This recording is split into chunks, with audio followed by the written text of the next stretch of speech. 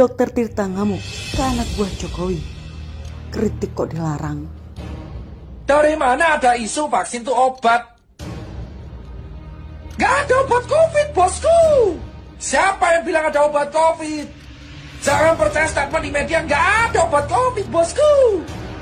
Dibohongi kalian semua ini, gak ada obat COVID itu, gak ada. 3M, memakai masker, mencuci tangan, menjaga jarak, tes tracing treatment, itu gak akan ada gunanya kalau warganya kelaparan. Kau pengen COVID kelar, kasih wargamu makan. Buat apa kita menjaga protokol kalau warga nggak makan? Jangan membuat asal statement untuk membohongi rakyat dengan harapan palsu. Itu realitanya. Kalian semua dibohongi, bosku. Dan namanya obat COVID ini renek. Saya dokter. Dokter dari dulu bersuara ini. Gak ada obat COVID.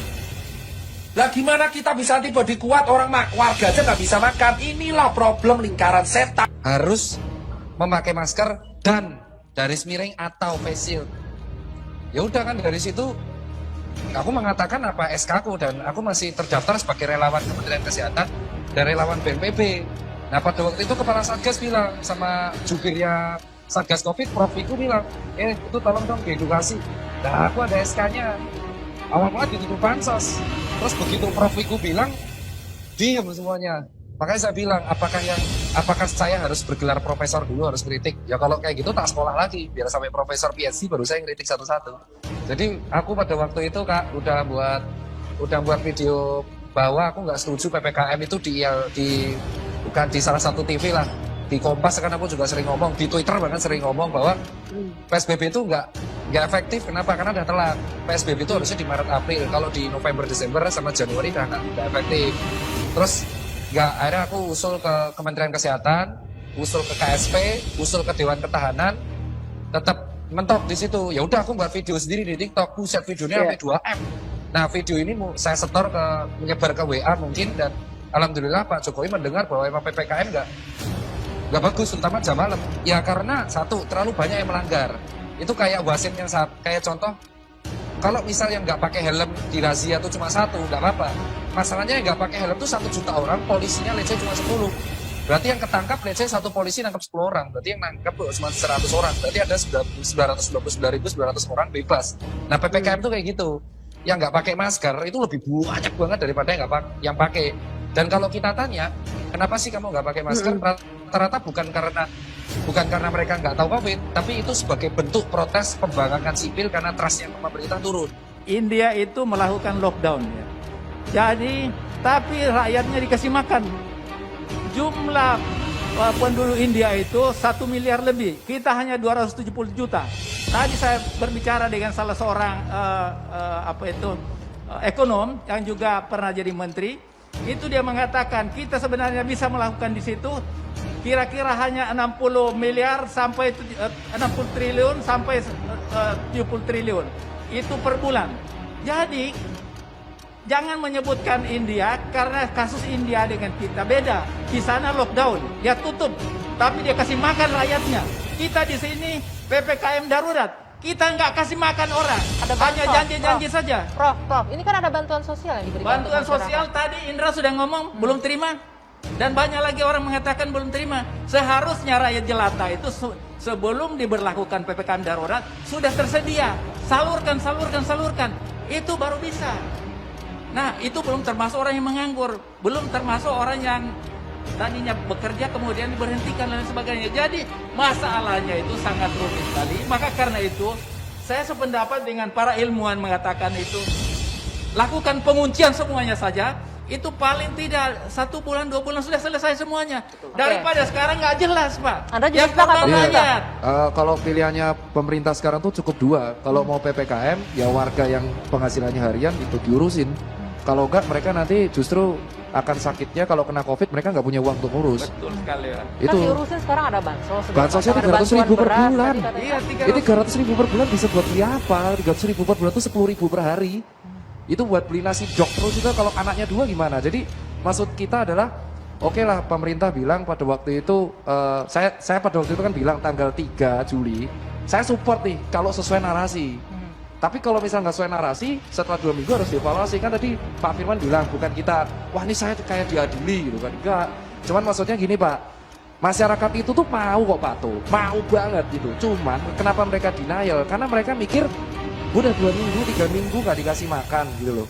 Jadi pikirannya urusannya Akhirnya mereka balik-balik ke perut ujung-ujungnya lagi mereka ya. kepaksa keluar karena mereka cari makan. Itu tadi yang disampaikan oleh narasumber kita sebelumnya, Betul, Mas makanya Indra tadi. kalau ini mau sukses pilihannya cuma 2. Kalau mau PPKM, warga yang nggak ada duit diurus sama Kemensos. Oke, satu lagi. Diurus. ha? Tapi kalau nggak bisa ngurus, ya jangan PPKM. Oke, Pak Firman. Harus boleh. nerima, paling dikritik Masukannya sama boleh ahli di- epidemiologi dan itu harus minta maaf. Jadi pilihannya cuma 2 itu. Jangan Oke. tengah-tengah. Kalau mau cari aman nggak bisa. Saya setuju dengan narasi PPKM darurat asalkan efektif dan warga yang terdampak itu diberikan kompensasi yang pas. PPKM darurat bertujuan mengurangi mobilitas warga. Otomatis warga yang mendapatkan gaji bulanan dan tidak dipecat itu aman sebenarnya. Nah, tapi kita tahu akibat dari PPKM darurat ini berbagai industri, contohnya yang di bidang sektor perdagangan dan perniagaan kayak contoh kain atau kuliner, mall, terus habis itu perhotelan, lalu Starling itu kan perdagangan juga.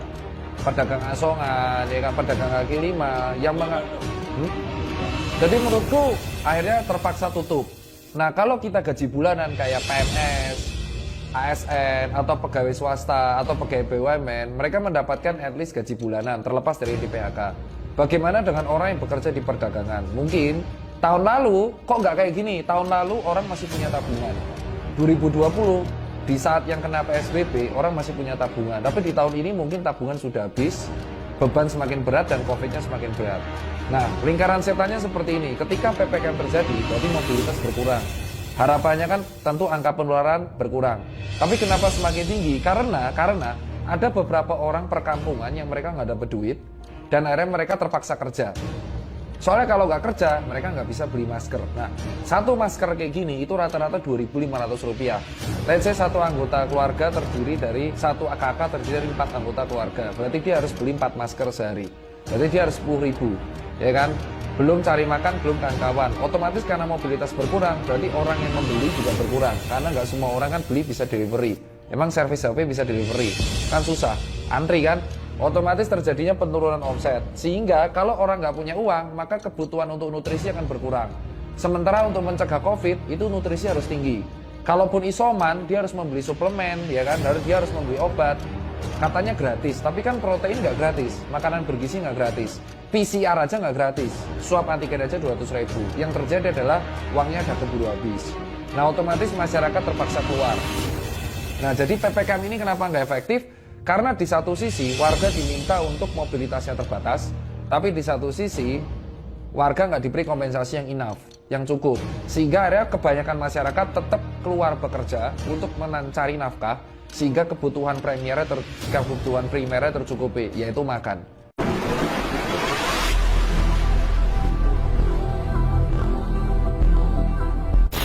Dokter Tirta ngamuk ke anak buah Jokowi. Kritik kok dilarang. Dokter Tirta Mandira Hudi mengungkap pesan menohok yang diterimanya karena mengkritik PPKM darurat. Tirta, sapa akrabnya, membongkar isi pesan dari anak buah Presiden Jokowi untuk membuatnya bungkam. Dalam sebuah utas di Twitter, Tirta mengaku kecewa karena mendapat perlakuan seperti itu. Kritik kok dilarang? Pak Jokowi saja bilang boleh kritik, asal sopan dan ada solusi.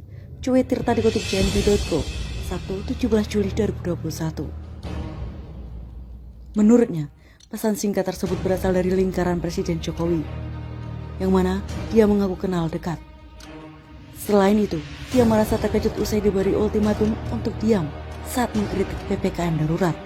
Saya cuma bicara, PPKM yang efektif kalau kebutuhan warga dipenuhi. Namun, dibalas satu sosok yang saya kenal baik banget. Dia ini dekat dengan pemerintah, jelasnya. Menurut dia, pesan dari Presiden Jokowi tentang kritik sudah dia lakukan dengan baik.